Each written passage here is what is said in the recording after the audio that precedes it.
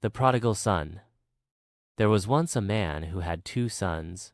The younger son, wanting to live life on his own terms, asked his father for his share of the inheritance. Without hesitation, the father gave him the money, and the son set off for a distant country. There, he squandered all of his wealth in reckless living. After he had spent everything, a severe famine struck that land, and he found himself in desperate need.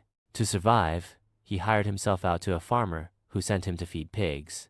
In his misery, he longed to fill his stomach with the pods the pigs were eating, but no one gave him anything. Realizing the gravity of his situation, the younger son came to his senses and said to himself, "How many of my father's hired servants have food to spare, and here I am, starving to death.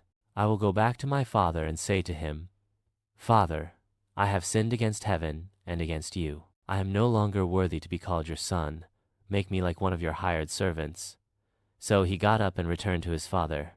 While he was still a long way off, his father saw him and was filled with compassion for him. He ran to his son, threw his arms around him, and kissed him.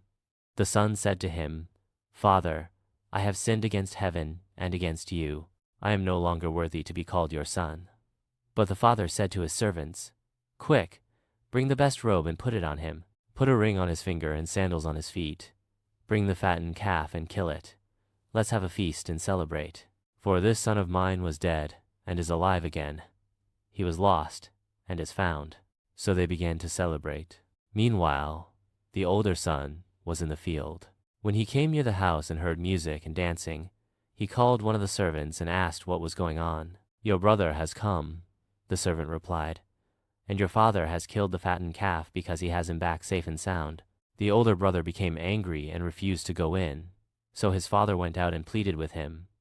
But he answered his father, "Look, all these years I've been slaving for you and never disobeyed your orders, yet you never gave me even a young goat so I could celebrate with my friends. But when this son of yours who has squandered your property with prostitutes comes home, you kill the fattened calf for him." "My son," the father said, "you are always with me, and everything I have is yours. But we had to celebrate and be glad, because this brother of yours was dead and is alive again. He was lost and is found."